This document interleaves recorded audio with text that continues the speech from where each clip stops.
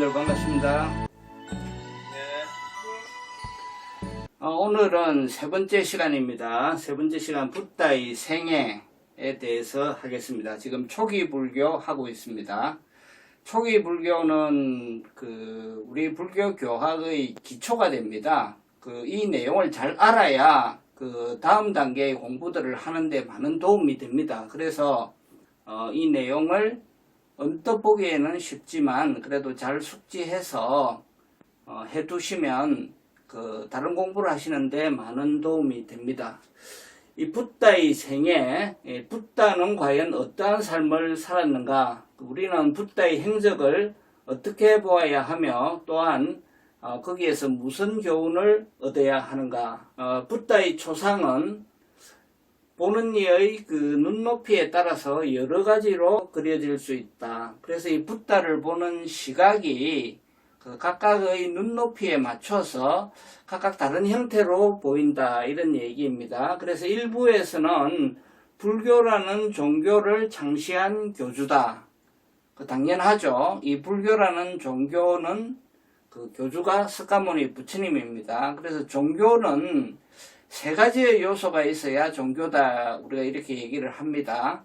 교주가 있어야 되고, 그 다음에 가르침, 즉 교리가 있어야 되고, 그 다음에 그 교리를 따르는 무리들, 즉 교단이 있어야 합니다. 그래서 이 세 가지의 요소 중에 교주에 해당되시는 분이, 불교의 교주에 해당되시는 분이 석가모니 부처님이다. 또 다른 일부에서는 해박하고 냉철한 사상가 혹은 철학자로서의 불교를 또 붓다를 이해를 한다.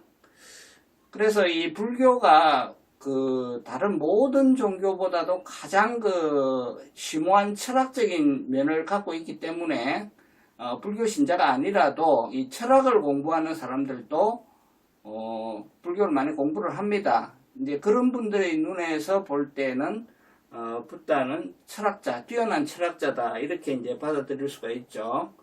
또 다른 일부에서는 초능력자 혹은 신적인 존재, 이렇게 묘사되기도 합니다. 그래서 이제 불교를 이 경우에는 수행과 깨달음이라기보다는 좀 타력신앙적인 입장에서 부처님을 신적인 존재로서 인정하고 받드는 그러한 신앙의 대상으로서의 붓다. 특히 이제 두드러지게 나타나는 것이 법화경에 보면 나오죠. 법화경 비유품에서는 이런 표현이 있습니다. 삼계가 마치 불타는 집과 같아서 온갖 환란이 가득함이라. 이 삼계는 다 내가 둔 바이니 그 가운데 중생이 모두 나의 아들이라. 모든 괴로움이 가득 찬 가운데 오직 나만이 이를 능히 구원하느니라. 굉장한 신적인 존재죠. 그래서 성경의 하나님과 똑같아요. 여기에서는 이러한 신적인 존재로서의 붓다를 받아들이는 신앙의 대상으로서의 붓다. 이제 불교에 또 이런 측면이 있습니다. 또 현대에 이르러서는 상담가, 명상가 내지 심리치료가 등의 여러 수식어가 또 붓다에게 붙기도 하죠. 그래서 우리 전 세계에서 유행하고 있는 명상법 중에 굉장히 수승하고 또 최고 수준의 명상을 보여주는 것이 또 우리 불교 명상, 특히 비파사나 명상 쪽이 많이 지금 보급이 되어 있거든요. 그래서 명상 수행을, 종교를 떠나서 명상 수행을 하는 입장에서는 뛰어난 명상 지도자인 거죠, 우리 부처님께서. 그래서 이런 면에서 또 우리 붓다를 바라보기도 한다, 이런 얘기입니다. 그래서 그의 행적은 어떤 특정한 명칭만으로 삶 전체를 드러내는데 부족함을 느끼게 한다. 그러니까 어느 한 측면으로 붓다를 얘기할 수 없다는 거예요. 그래서 이러한 모든 측면이 다 포용된 형태, 수용된 형태로서 우린 붓다를 이해를 해야 된다. 그래서 그 뛰어난 그 심리 치료자라는 표현이 있었잖아요. 그 실제로 그 부처님의 일화를 보면은 많은 예가 있습니다. 그 중에 이제 그 제가 생각하기에 대표적인 예가 이제 여인과 겨자씨에 관한 얘기죠. 우리 부부님들도 많은 분 알고 계시리라고 생각이 됩니다만, 한 여인이 그 아들을 하나 키우고 있었는데, 어린 아들을, 그 아들이 갑자기 병에 걸려서 죽어버렸어요. 그러니까 완전히 이제 이 여자가, 이 여인이 실성을 한 거예요, 거의. 그래서 아들을 그 장례를 할 생각도 하지 않고 그 죽은 사체를 그냥 안고 다니면서 만나는 사람마다 우리 아들을 좀 살려달라고, 우리 아들을 살리는 그런 그 비법이나 약이 있는 분을 좀 소개를 해달라고 이러면서 다니는 거예요. 그 사람들이 보니까 완전히 실성을 했거든요. 그래서 도대체 어떻게 하면 좋을까 하다가 마침 인근에 부처님이 와 계시다는 것을 알고 붓다를 찾아가시오. 그분이라면 당신의 문제를 해결할 수 있을 것이오 하고 부처님한테 보낸 거예요. 그러니까 이 여인이 부처님을 찾아와서 죽은 아이를 내밀면서 부처님 제발 이 아이를 좀 살려달라고 이제 부탁을 하죠. 부처님이 그걸 물끄러미 보시다가 그 성으로 가서 겨자씨를 한 줌만 얻어가지고 오너라 이렇게 시켰어요. 그런데 조건이 하나 있다. 반드시 그 집안에 사람이 죽은 적이 없는 집을 찾아가서 겨자씨를 얻어가지고 오너라. 그래서 그 여인이 허겁지겁 가서 한 집을 들러서 제발 죽은 우리 아들을 위해서 겨자씨 한 줌만 주십시오 하니까 그 겨자씨 못 주겠어요. 이렇게 애원을 하는데 그 겨자씨를 준다고 이제 들고 놓으니까, 그런데 이 집에 사람 죽은 적은 없지요 하니까 작년에 우리 아버님이 돌아가셨습니다. 그 집 안 되는 거 아니에요? 그 다음 집을 갔더니 10년 전에 저희 아들도 죽어버렸는데요. 그죠? 또 그 다음 집을 갔더니 불과 한 달 전에 조카가 죽었다는 거예요. 그래서 수십 집을 다녀도 가족 중에 한 명도 죽지 않았다는 집을 도저히 찾을 수가 없는 거죠. 그래서 이제 여인이 깨달은 거예요. 사랑하는 사람과 이별하지 않는 사람은 아무도 없다. 그거를 깨닫고는 숲에서 아들을 고이 묻어주고 부처님께 와서 귀에서 제자가 되었죠. 그래서 부처님께서는 죽음이란 허망하고 삶이란 어쩌고 이렇게 법문을 하신 게 아니에요. 이 생활 속에서 스스로 깨닫게끔 가르치신 거죠. 그래서 뛰어난 심리 상담가입니다. 그런 그 좋은 예가 있고요. 또 봅시다. 널리 알려져 있듯이 붓다는 샤카족의 출신이다. 그래서 석가모니라는 것이 샤카족의 위대한 성자라는 뜻이죠. 석가모니, 샤카모니라 그러죠. 그래서 샤카족의 출신으로서 지금으로부터 약 2500년 전 오늘날의 네팔과 인도 국경 부근에서 왕족 계급으로 태어났다. 인도는 4가지 계급 제도가 있지 않아요? 제사장인 브라만, 왕족인 크샤트리아, 평민인 바이샤, 그리고 노예 계급인 수드라. 이 계급 중에 왕족 계급인 크샤트리아 계급으로 태어났다. 그는 어린 시절을 비교적 유복한 환경 속에서 보냈으며 왕자니까 당연히 그랬겠죠. 또 장래의 통치자에게 요구되었던 그러한 재반 학문 그리고 전투술 등을 두루두루 배웠다. 또 그는 16세 결혼하여 나훌라라는 아들을 하나 두었고, 그러나 그 죽음의 공포와 불안을 극복하려는 열망으로 29살의 나이에 출가를 단행하여 이후 6년에 이르는 치열한 구도 끝에 35살의 나이에 깨달음을 얻었고 40여 년이 넘는 세월 동안 45년간이죠. 교화에 전념하다가 80의 나이에 인멸하였다. 쿠시나가라에서 열반하신 겁니다.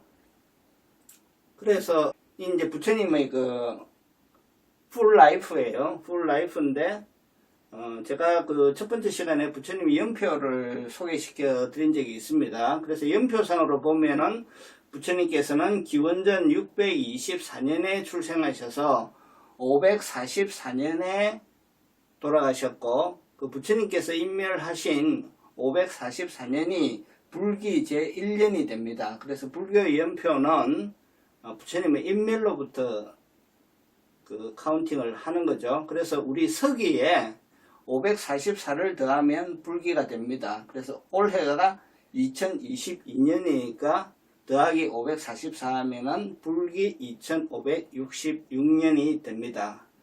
그 전에는 각국별로 부처님의 연표에 대한 그 엇갈린 견해들이 있었는데, 그것이 1956년 제4차 세계불교도 대회, 네팔에서 열렸던 제4차 세계불교도 대회에서 이렇게 연표가 정리가 되었다.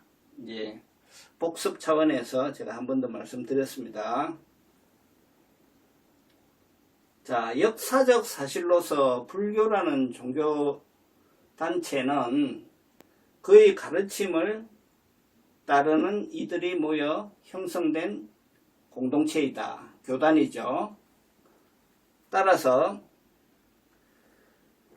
그를 일컬어 불교의 창시자인 교주로 칭하는 것은 틀리지 않다. 당연하다는 거죠. 그러나 교주로서의 그의 모습은 여느 종교에서 나타나는 일반적인 양상과는 사뭇 다르다. 그는 맹목적인 믿음보다는 바른 이해에 기초하여 현실을 살아갈 것을 권하였다.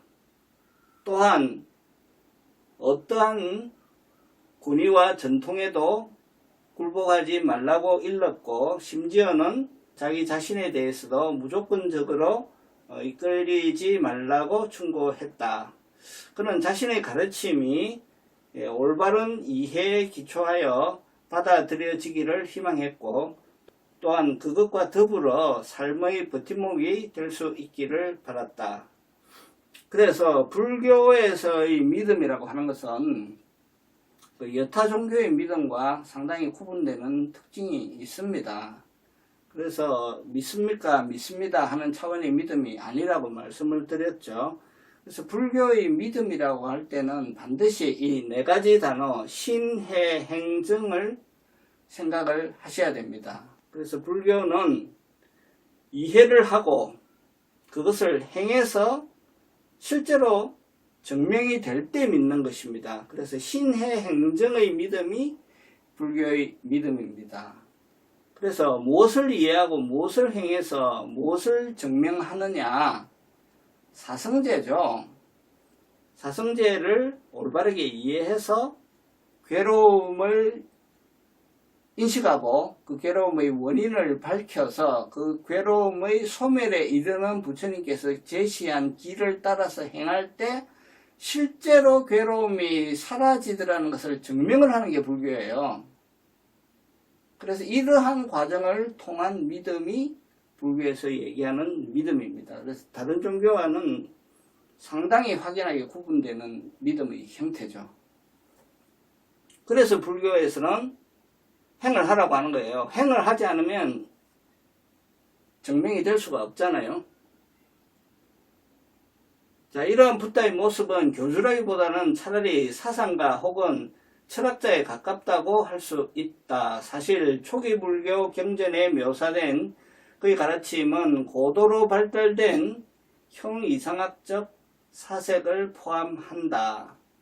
거기에는 세계의 기원이라든가 본질 혹은 궁극의 목적이라든가 사후세계에 관한 다양한 이론들이 망라된다. 그런데 그는 그러한 사변적 견해들이 인간을 경직시키고 부자연스럽게 만들 수 있다는 것에 대해 긴장을 늦추지 않았다.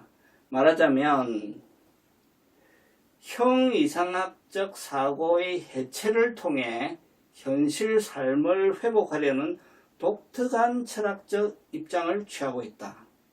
바로 이 점에서 그는 2500년이라는 세월을 건너뛰는 최첨단의 비판 철학자로서의 면모를 지닌다. 이렇게 임성택 교수가 쓰고 있습니다. 그래서 임성택 교수는 그 붓다의 상당한 특질 중의 하나로 비판 철학자로서의 면모 이런 이제 표현을 쓰고 있습니다. 근데 혼자서 이제 이쪽 구절을 읽다 보면은 이 부분이 좀 이해가 잘 안 될 수가 있어요. 형이상학적 사고의 해체를 통해 현실 삶을 회복하려는 독특한 철학적 입장. 말이 조금 어려운데 이 부분 이해가 되십니까? 말을 좀 어렵게 써놨어요. 자, 이거 어떻게 이해하시는 게 좋으냐면요. 현실 삶을 회복한다 그랬잖아요. 그럼 현실 삶이 지금 잘못되어 있다는 거잖아요. 전도 몽상이 일어나 있다는 거죠. 현실의 삶이. 그래서 모든 것에 실체가 있고 그것을 영원하게 유지하려는 그러한 것들이 현실의 삶이잖아요. 그것이 잘못되어 있다. 그것을 철저하게 그러한 욕망과 집착을 해체를 해버릴 때 그것이 무하고 무상이라는 걸 드러내는 거예요. 그러한 독특한 철학적 입장이죠. 그리고 그러한 내용을 아주 상세하게 분석하는 게 이제 12연기를 동원을 하죠. 그래서 현실에 왜곡된 것을 철저하게 이렇게 하나하나 나사를 풀듯이 풀어서 그것을 총정리를 하시는 거죠. 붓다께서. 그래서 이러한 독특한 철학적인 그런 철학적인 방식, 스킬을 붓다께서는 동원을 하신다는 거예요. 그래서 임성택 교수께서 보시기에 이건 비판 철학자다. 이런 면에서는 이렇게 이제 붓다를 또 보시는 겁니다. 그러나 그는 결코 메마른 이지적 지혜의 추구에 매몰되지 않았다. 따라서 그를 여러 철학자들과 동일시하는 것 또한 타당하지 않다는 거죠. 그래서 오랜 교화 활동을 통해서 나타나는 붓다의 행적은 때로는 지극히 인간적이고 또 자상한 상담가로 그 아들 죽은 여인한테 얼마나 그 자상하게 그 방법을 제시를 하십니까?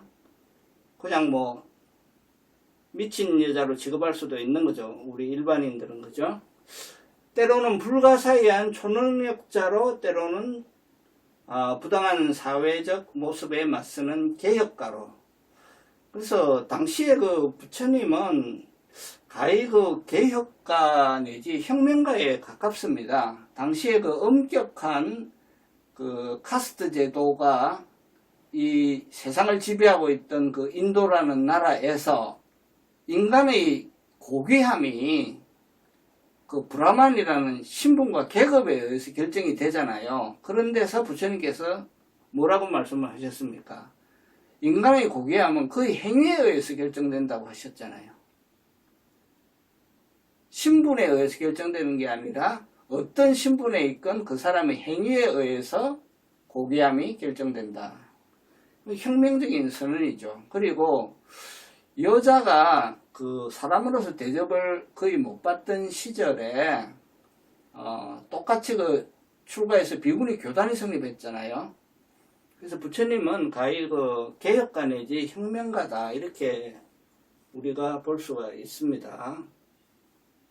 한편 최근의 심리치료계에서는 그가 가르친 명상의 치료가 그 효능에 주목하여 심리치료자로서의 붓다를 강조하기도 한다. 아까 말씀을 드렸습니다. 물론 그의 모습에서 자신과 타인의 정신적 진보를 위해 일종의 정신적 진보를 위해 임종의 순간까지 방일하지 않았던 그 수행자로서의 면모 또한 간과하지 말아야 한다. 또 이번에는 이제 수행자로서의 붓다죠.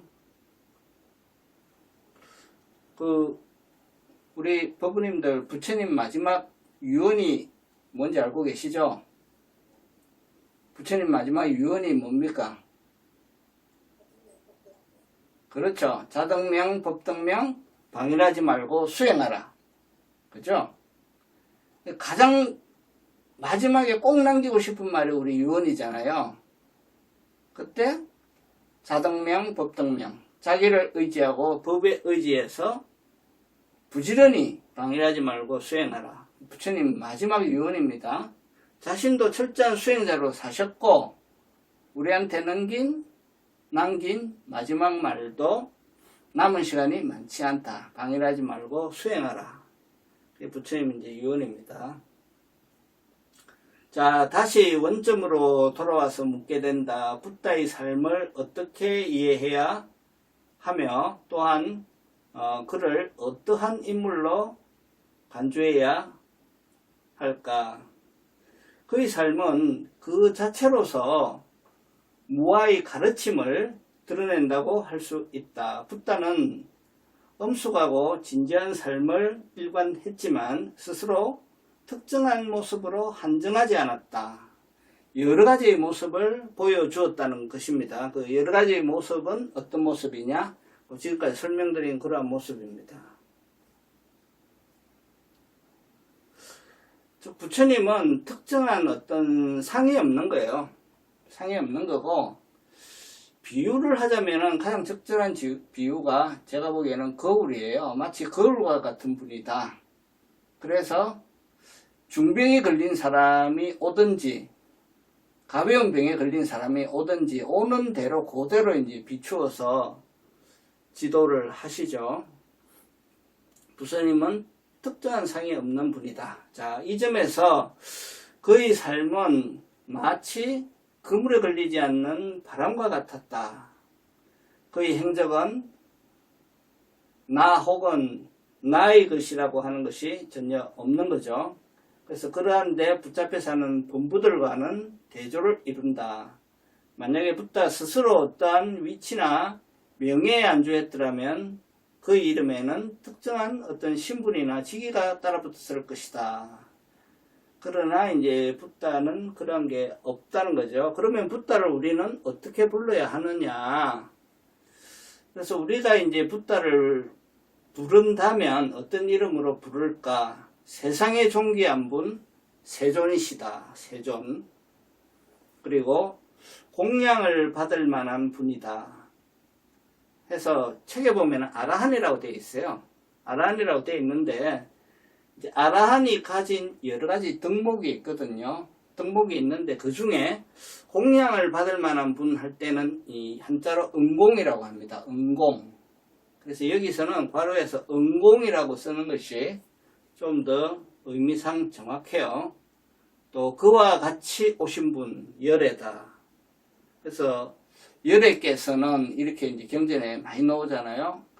그러면 이제 열애가 무슨 뜻입니까? 이렇게 누가 물으면 대답해 줄 수 있어야 되겠죠. 아, 열애는 그와 같이 오신 분이라는 뜻입니다. 그래서 열애라고 합니다. 이렇게 말씀하시면 됩니다. 또 신과 인간의 스승이다. 인천의 사다. 또 하늘과 인간의 스승에 대해서 뭐 천인사 이렇게도 표현을 합니다. 그래서 우리가 이 신과 인간의 스승이라는 것은 우리 예불문에 보면요, 삼계도사, 사생자부, 시아본사, 석가모니불, 지신기명래 그렇게 하잖아요. 그래서 3개의 위대한 스승이시다. 3개는 색계, 욕계, 색계, 무색계. 이 3개의 위대한 스승이라는 뜻으로 우리 예불문에서처럼 이제 인천사다 이렇게도 이제 표현을 합니다. 그래서 이러한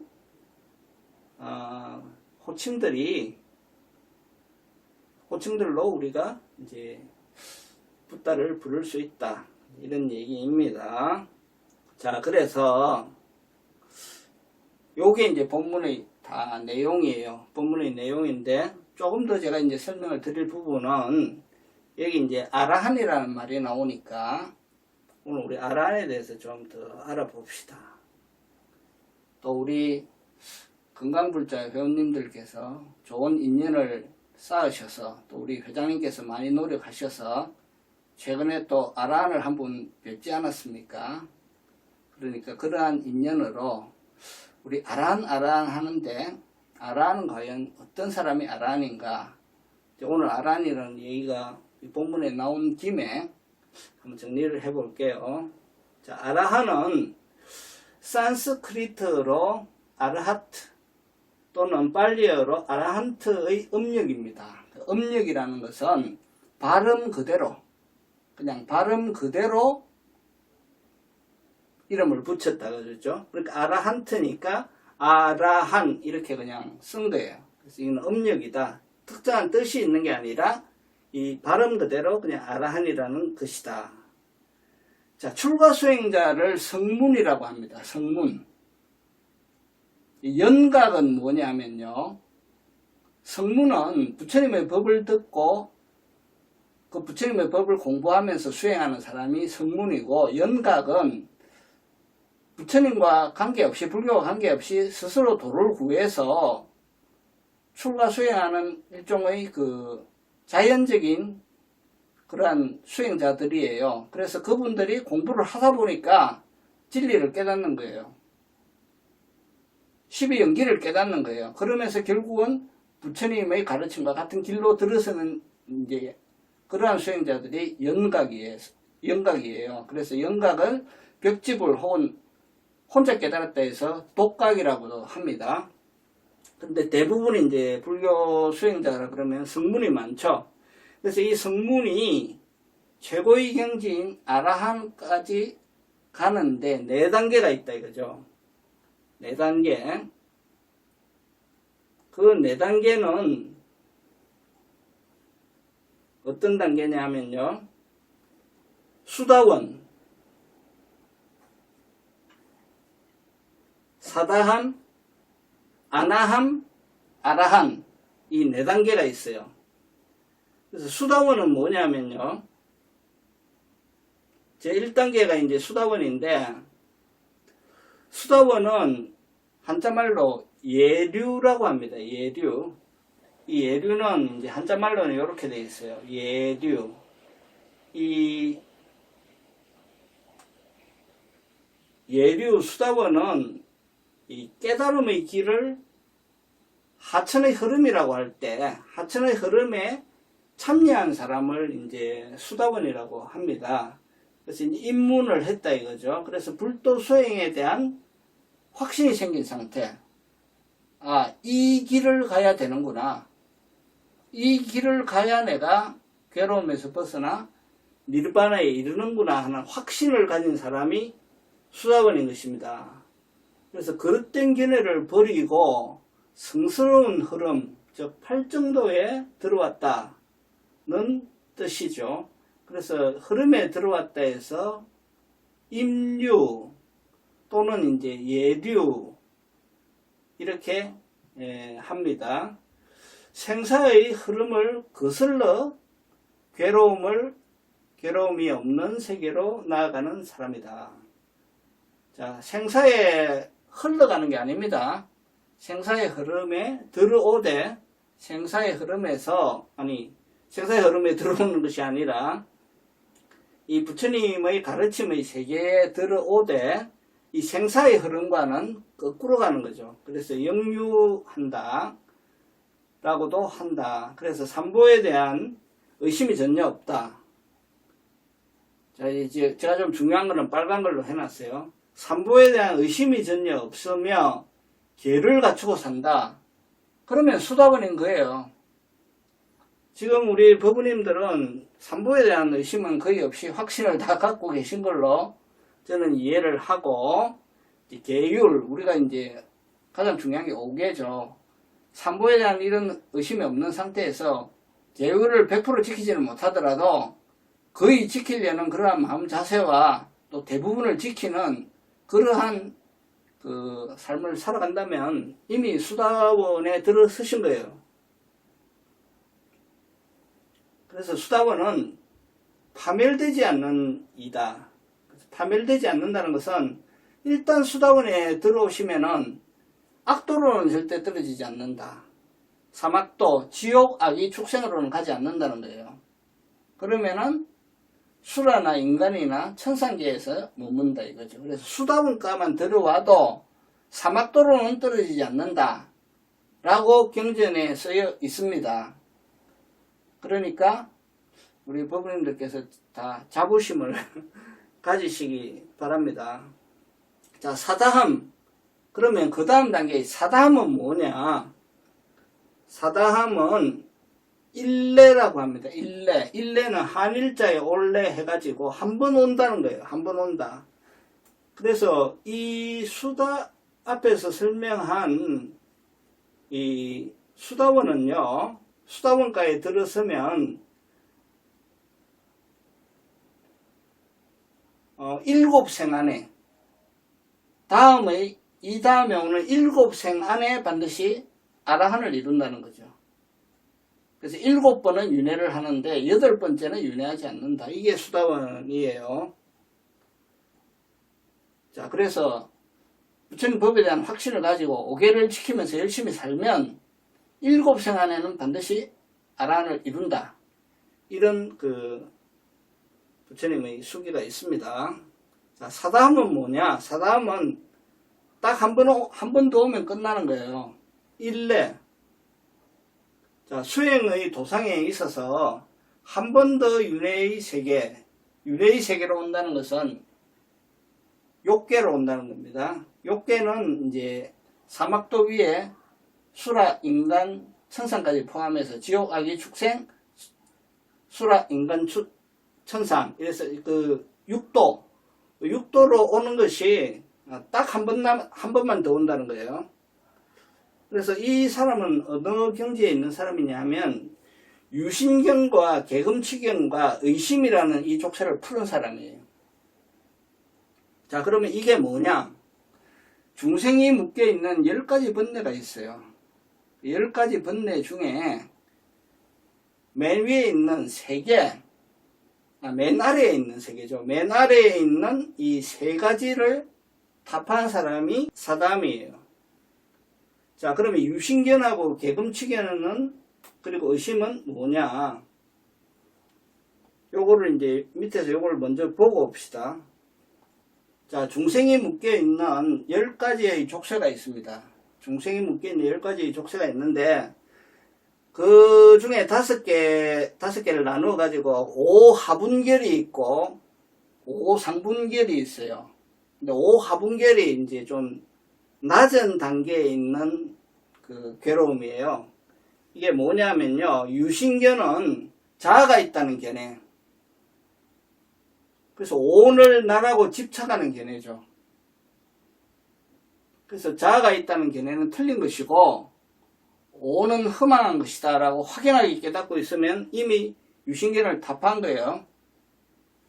자, 그 다음에 개금치견은 뭐냐? 형식적인 계율을 지키면 된다는 그러한 집착을 개금치견이라고 합니다. 그래서 우리가 대승불교를 공부를 하시면 계율이라는 것이 형식적으로 지키는 것이 아니라 마음으로 짓는 것이 죄다는 걸 알잖아요. 그래서 그러한 계율에 대한 그 확고한 그 깨달음이 있는 사람은 이미 개금치견을 이제 벗어난 거죠. 그 다음에 세 번째가 이제 의심입니다. 의심은 뭐냐면 불법성 삼보 그리고 계율 연기법에 대해서 계속 의심하는 견해가 있는 거예요. 그래서 이 견해가 없이 불법성 삼보에 대한 확신과 그 다음에 계율에 대한 올바른 이해와 연기법에 대한 올바른 이해를 갖추고 있으면 이미 이 1번, 2번, 3번은 다 타파를 한 거예요. 타파를 하면은 사다함인 거예요. 그리고 사다함은 뭐를 아직 못 벗어났냐 하면 이 감각적인 욕망과 그 다음에 진애, 즉 탐심과 진심, 썩내는 마음, 요게 아직 좀 남아있는 거예요. 앞에 1, 2, 3번은 했는데 요게 좀 남아있는 거예요. 그게 이제 사담입니다. 그리고 아나함으로 가면요, 아나함으로 가면은 요게 다 없어지는 거예요. 요까지 1, 2, 3, 4, 5까지 다 없어지는 거예요. 그게 이제 아나함이에요. 자, 그래서 사담은 일례라고 얘기했습니다. 그래서 그 유신경과 개금치경과 의심은 다 끝났고 이 탐심과 진심만 약간 남아있는 그런 상태, 이 상태까지 수행이 진행이 되면은 한 번만 더 윤회하면은 이제 벗어나는 거죠. 아라한으로 가는 그러한 단계를 우리가 사다함이라고 합니다. 자, 그 다음에 아나함은 뭐냐? 아나함은 윤회는 이제 끝났다는 거죠. 육도로는 더 이상 돌아오지 않는다. 그래서 욕계를 완전히 벗어난 상태를 아나함이라고 합니다. 그러면 이분들은 어디에 머무시느냐 하면은 색계와 무색계, 육도로 돌아오지 않으니까 몸을 받지 않아요. 몸을 받지 않고 그 정신세계가 색계와 무색계에 머무시는 거예요. 요 경지가 된 분들이 이제 아나함입니다. 아나함입니다. 그래서 아나함은 불환이다. 더 이상 윤회의 세계, 욕계로 태어나지 않는다. 그래서 불환이라고 한다. 오화분결, 앞에서 얘기한 오화분결은 모두 사라진 상태다. 그 다음에 우리 앞에서 이제 5개 설명했잖아요. 거기에 설명되지 않은 5개, 오상분결만 남아있는 거예요. 그래서 오상분결 중에서도 만, 도거, 무명, 이것은 이미 상당히 약화된 상태, 이미 상당히 약화된 상태고 맨 마지막 두 단계인 색계욕과 무색계욕만 남아있는 거예요. 그게 이제 그 아라한의 바로 전 단계인 아나함이 되겠습니다.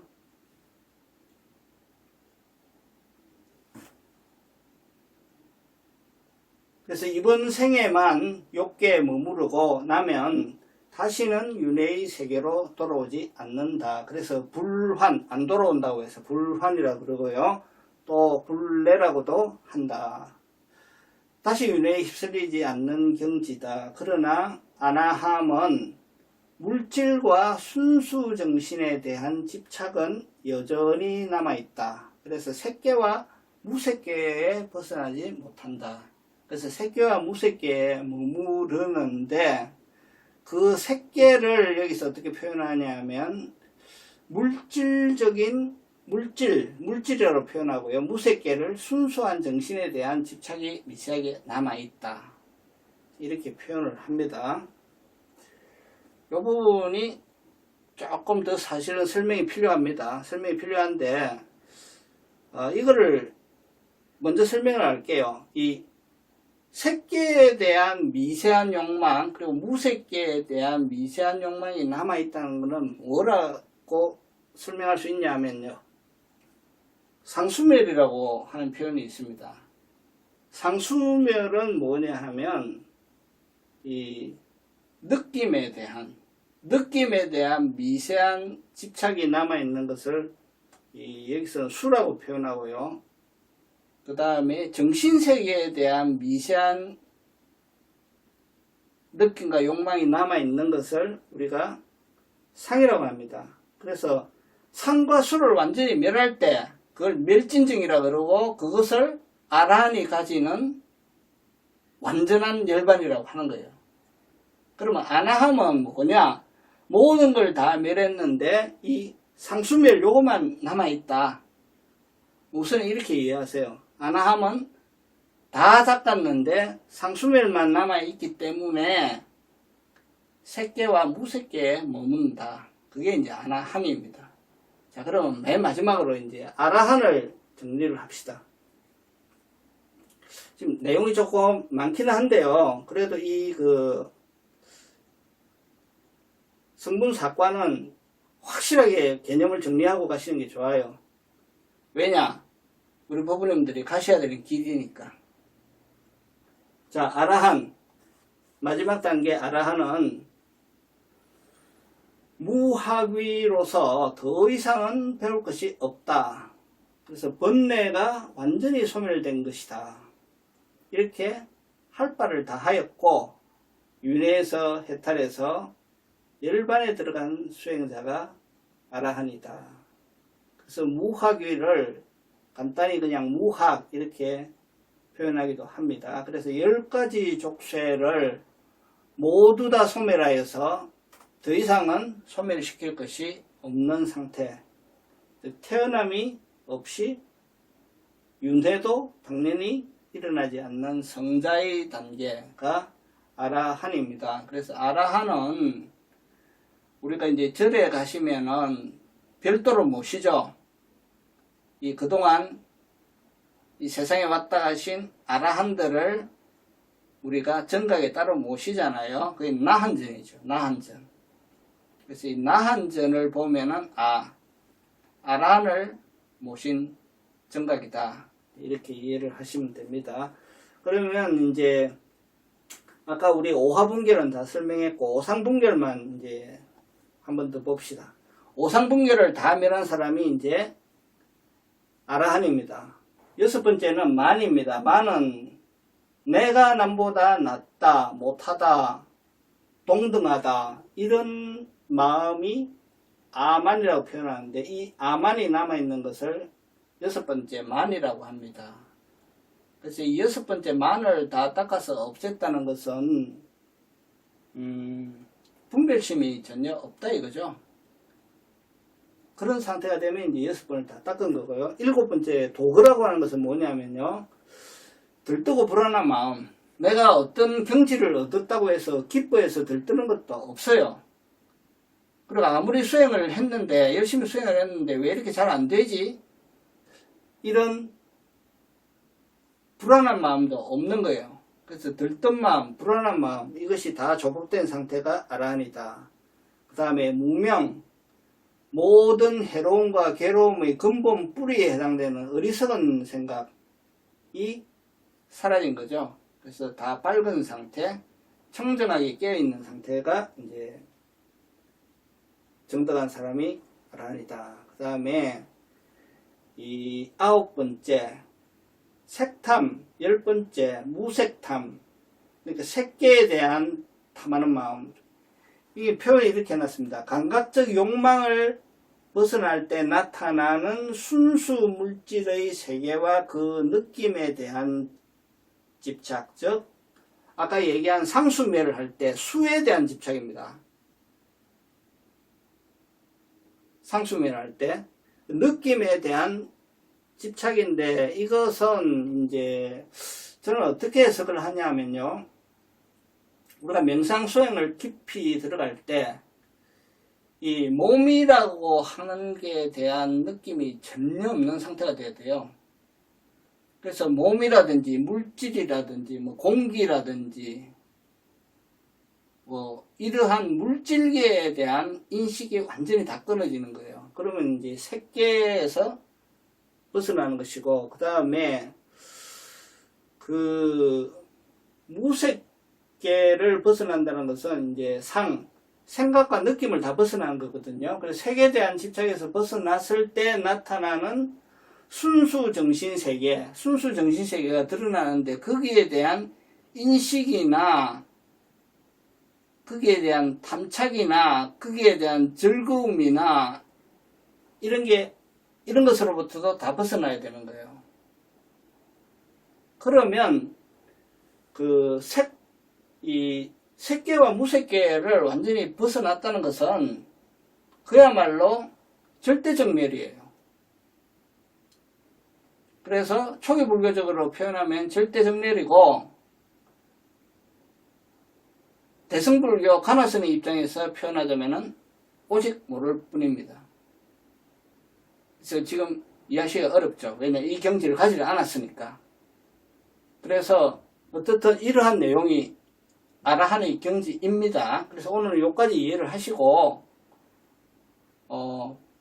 수행을 열심히 하셔가지고 이 경지로 가시는 우리 도반들이 많이 나와야 되겠죠. 그리고 이번에 좋은 인연을 맺어서 이 경지를 수시로 드시는 아라한을 우리가 인연이 되어서 만나지 않았습니까? 그러니까 잘 한번 공부를 해서 이러한 그 경지에 가시는 아라한이 우리 법인들 사이에서 많이 나오시기를 기원을 드리면서 오늘 제가 설명한 내용은 여기까지만 하겠습니다. 성불하십시오. 그리고 그 내용이 좀 왔다 갔다 오늘 하면서 좀 두서없게 된 측면이 좀 있는데요. 혹시 이제 제가 그 설명드린 말 중에 좀 의문점이나 이 점은 같이 한번 더 얘기했으면 좋겠다 이런 게 있으면 얘기하십시오.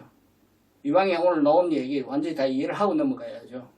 상수멸 좀 한번 더 얘기 좀 해주세요. 예, 요게 이제 상수멸이 이 아라한의 경지에 오르면 우리가 앞에 요까지는 그냥 상식적으로 이해가 되잖아요. 자, 나라는 생각, 내가 남보다 뭐 잘났다 못났다 이런 생각을 다 없애고 일체의 분별심을 내려놓아라. 이게 이해가 가죠. 자, 그 다음에 도거도 뭐 들뜨고 불안한 마음이 없어야 된다. 이것도 이해가 가고, 무명도 우리가 하도 많이 공부한 거니까 이해가 갑니다. 그런데 이 9번하고 10번이 잘 이해가 안 가는 거예요. 그래서 9번하고 10번은 그야말로 깊은 선정의 단계로 들어가는 겁니다. 깊은 선정의 단계로 들어가면, 자, 중론에 보면은 그런 표현이 있습니다. 모든 느낌도 정멸하고요. 모든 희론도 다 정멸한다. 이렇게 이제 표현이 있습니다. 그와 마찬가지로 수가 이제 느낌 아닙니까? 이 수의 세계가 이 색계의 세계입니다. 그래서 미세한 물질적인 건데, 이 느낌이라는 거는 뭐냐 하면, 우리가 아나파나사티 호흡관을 하면 호흡에 대한 느낌이 있잖아요. 그런데 이제 이 9단계로 들어가면 호흡의 느낌이 없어요. 나도 없고 내가 하는 호흡도 다 끊어지는 거예요. 그러니까 육신에 대한 일체의 느낌이 없어요. 그 단계까지 가는 것이 이제 수에 대한, 우리가 느낌이라고 하면 셋 중에 하나라고 그랬죠. 좋다는 그 느낌, 싫다는 느낌, 듬듬하다는 느낌, 이 모든 육체가 느끼는 느낌이 다 끊어지는 거예요. 그 단계의 선정이 이 9번째 단계이고, 상이라는 것은 뭐냐면, 자, 육체의 느낌은 다 끊어졌어. 그런데 정신적인 작용은 계속 있단 말입니다. 정신적인 작용은 있기 때문에 이 정신적인 작용에서 뭐 법열이라든지 희열이라든지 약간의 갑갑함이라든지 이런 미세한 정신적인 작용이 있어요. 그 작용조차도 완전히 다 끊어지는 완전한 블랙아웃이 되는 거예요. 그 단계를 이제 그 느낌의 단계를 극복하고, 그 다음에 이 의식의 작용이 만들어내는 미세한 거, 그까지 다 끊어져서 절대 정멸의 상태로 가는 것이 아라한의 경지예요. 그러니까 모든 번뇌가 다 끊어지는 거죠. 그래서 일단은 이 단어를 한번 마음속에 가지고 그 화두처럼 한번 갖고 가보세요. 아, 상수멸이다. 자, 9단계와 10단계는 상수멸을 더 가는 깨달음이다. 느낌이 다 끊어지고 생각이 다 끊어지는 것이다. 상수멸, 그죠? 느낌과 생각이 다 끊어지는 단계, 이것이 상수멸이다. 그럼 상수멸은 제가 지금 설명을 드리는 거지만 해보지 않고 어떻게 알겠어요, 이걸? 그러니까 반드시 깊은 선정의 단계로 들어가서 이 상수멸을 본인이 느껴야 되는 거예요. 요 설명은 여기까지밖에 드릴 수가 없습니다. 조금 도움이 됩니까? 그러면 네, 네, 그 우리 불자님, 네. 불자님이 그 아라한카를 얻었다는 그런 거에 대해서 동의가 됩니까?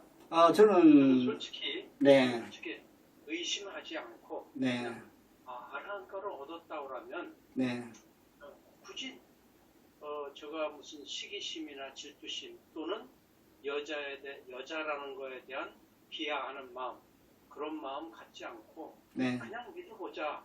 네, 그러면 언젠가 아라한카를 얻은 분인지 스스로 향기가 흘러나올 거다. 저는 그렇게 믿고 그냥 믿어주는 입장이에요. 오케이. 그러면 방법님은 지금 얘기하는 걸로 봐서 아라한카를 얻으신 분 같다라고 생각하는 것 같은데 네, 어떤 점에서 그런 생각이 들었습니까?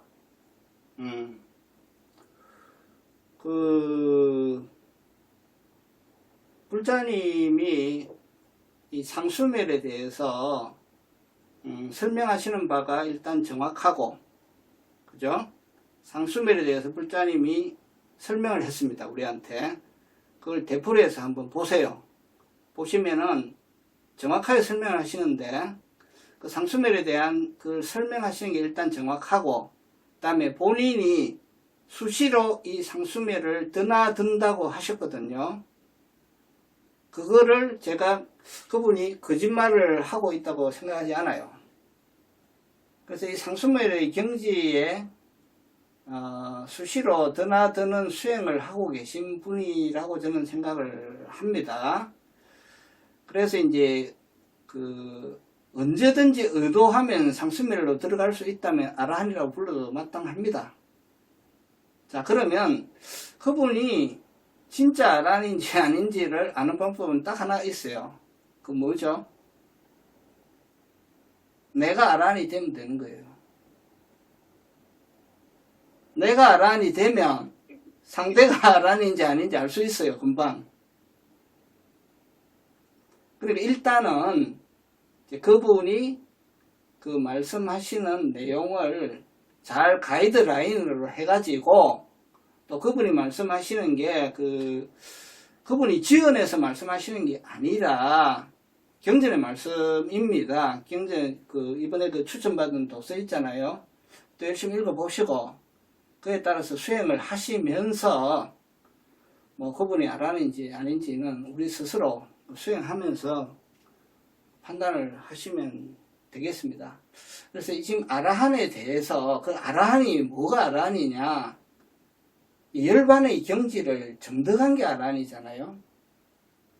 그래서 마침 오늘 아침에 거기에 관해서 혹시 그 덕일 스님 아세요? 그 덕일 스님이 쓰신 글이 메시지가 하나 올라온 게 있어요. 그걸 내가 한번 읽어 드릴게요. 참고로 한번 보세요.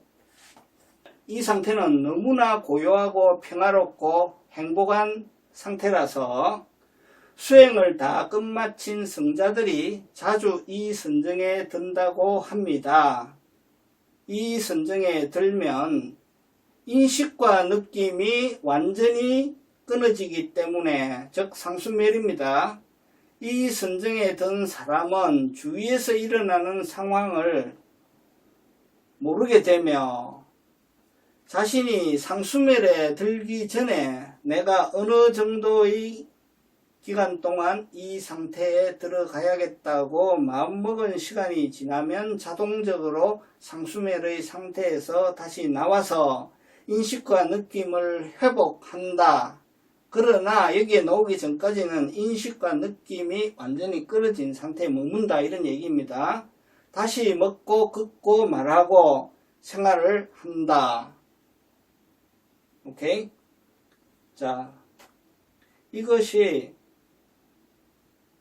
아라한들이 머무는 그러한 상태입니다. 그러니까 자기가 마음에 들면 상수멸에 쑥 들어가고, 또 나오면 걷고 말하고 먹고 하고 또 들어가고, 그 다음에 육신의 생명이 다하면 그 들어갔던 상수멸의 상태에 그냥 머무는 거예요. 다시는 몸을 받지 않는다. 오케이?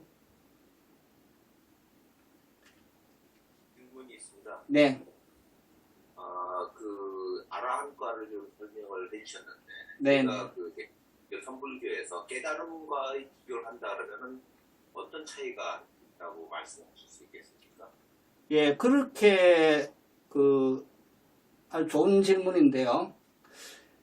불교에서 깨달았다고 하면은 적어도 이 경지까지는 가야 깨달았다고 하는 거죠.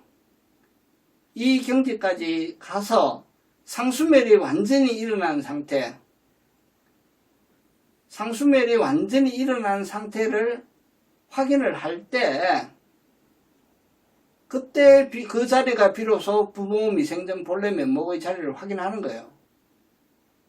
그래서 불교에서 깨달았다고 할 때 뭐를 사성제를 이해했다, 12연기를 이해했다, 이게 깨달음이 아니고 그건 공부를 한 거고, 우리가 나라고 생각하는 거, 나라고 생각하는 이 일체가 다 끊어진 절대 정멸의 상태에 들어가서 머무르는 경험을 할 때 그것을 부처라고 부르건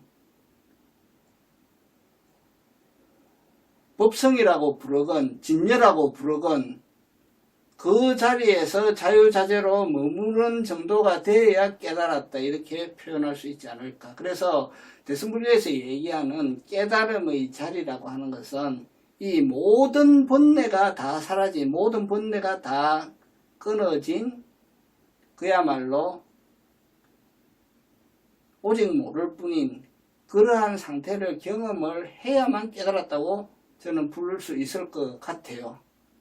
그래서 이 아라한이 말한 절대적정의 상태와 선불교에서 얘기하는 모든 것이 다 끊어진 절대적정의 상태가 두 개가 다른 것이 아니라 같다.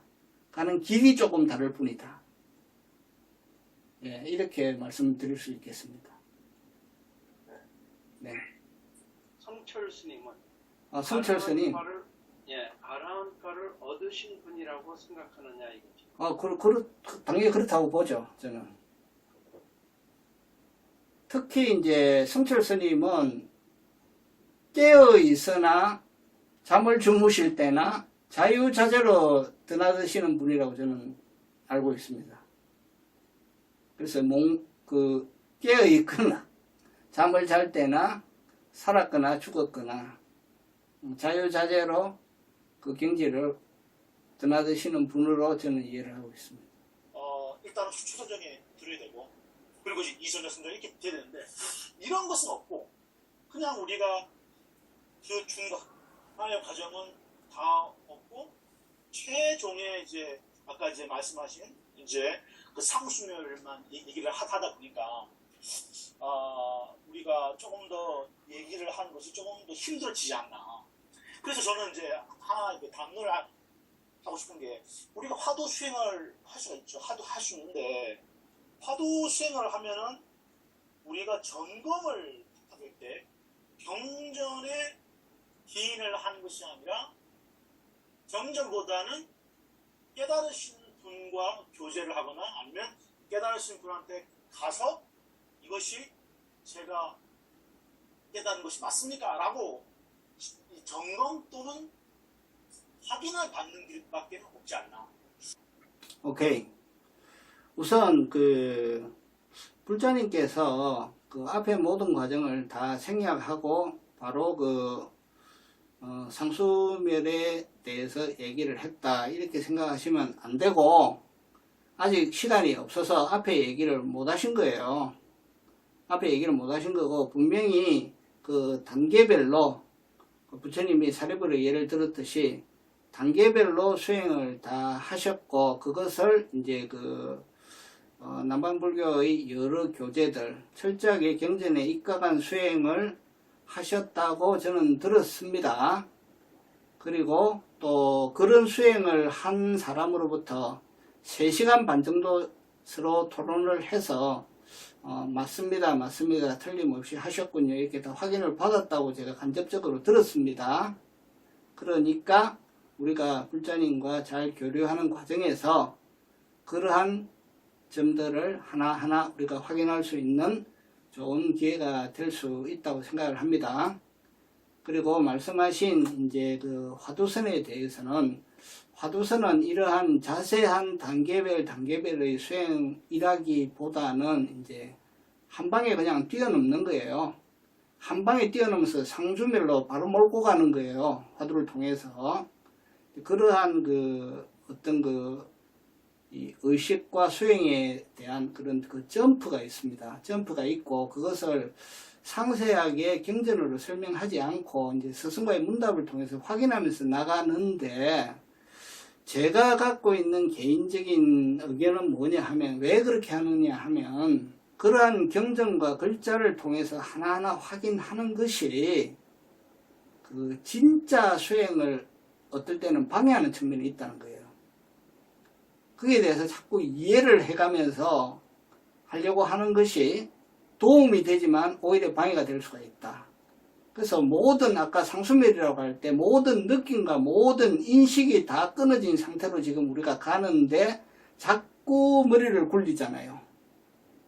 그걸 한 방에 깨 부수고 한 방에 상수멸의 상태로 몰고 가는 그 수행이 그 화두 수행의 어떤 그 큰 의의가 있다는 이제 제 개인적인 생각이고 그래서 그거를 설명문으로 남겨놓지 않고 스승이 확인해 준다.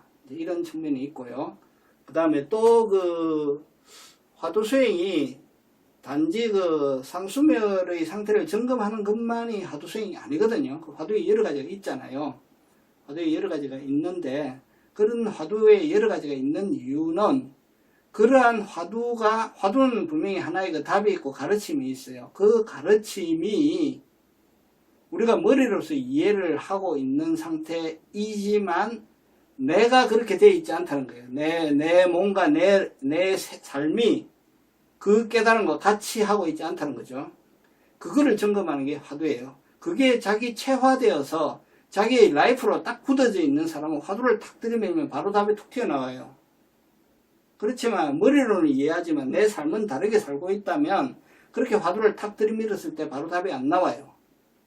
그런 면에서 수시로 깨어있음, 수시로 가르침과 함께하고 있음을 확인하는 것이 화두다. 그러니까 화두 수행을 한다고 하는 것이 어떻게 어느 정렬을 하십니까? 자, 화두는 분명히 이제 의심이니까 그것도 하나의 의식작용이죠. 그죠? 의식작용을 갖고 수행을 하는데 어떻게 정멸로 가냐 이 말 아닙니까? 그죠? 그렇죠, 그렇죠. 그래서 그 화두가 서마타에서 보면은 집중 또는 윗바상에서는 통찰인데 그럼 화두를 우리가 어떻게 봐야? 화두는 집중과 통찰이 결합된 거죠. 아, 함께. 예, 함께 있는 거죠. 예, 함께 있는 걸로 보시면 되고. 그 부분은 어떻게 비유를 드는 게 가장 적절하냐면요. 우리가 이제 화두 안 한다고 합시다, 지금. 화두 안 하고 가만 앉아 있으면 석 달 전에 나한테 화나게 했던 그놈 생각도 나죠, 그죠? 그렇죠. 그 다음 10년 전에 내가 좋아했던 여자도 생각이 나고, 온갖 번뇌 망상이 죽 끓듯이 하죠. 죽 끓듯이 하는데 화두를 하나 딱 세우면은 걔들은 다 없어지잖아요. 그 집안에 쥐가 많은데 고양이 한 마리 딱 풀어놓으면은 그 고양이가 쥐를 일단 다 때려잡죠. 자, 그러면 고양이만 이제 한 마리 남아있는 거예요. 쥐는 다 없어졌어. 고양이만 하나 남아있는데 지금 배부분인 질문은 뭐냐면 이 고양이는 왜 왔냐 이거죠. 나는 이 고양이가 없는 상태가 돼야 되는데 이 고양이는 지금 왜 왔지? 그죠? 자, 그럼 남은 문제는 딱 한 개잖아요. 이 고양이만 드러내면 끝나는 거 아니에요. 그렇죠. 그래서 화두가 필요한 겁니다. 그 다음에 항상 화두에만 들어있는 것이 아니라 이제 인앤아웃을 하죠. 왜냐하면 몸뚱이를 갖고 생활을 하니까. 그렇죠, 그렇죠. 인앤아웃 하되 많은 정성을 기울여서 그 고양이를 잘 잡고 있으면은 어느 날 상수멸로 간다. 오케이? 그러면 이 화두를 우리가 들고 있을 때 자연스럽게 이 5개가 5가지 장애, 우리가 얘기하는 감각적 오역, 또 악의, 해태와 혼침, 의심, 들뜸과 후회, 이런 것들이 자연스럽게 화두를 든과 동시에 그들이 조복이 되죠. 소멸이 그렇지. 조복이 된다. 그렇지. 조복이 되지. 오케이. 알겠습니다. 그래서 사마타와 윗바사나가 동시에 작용하는 거예요. 합쳐진 예. 좀 더 현대적인 그렇죠. 수행의 방법이다. 그렇습니다. 예. 알겠습니다. 감사합니다. 예.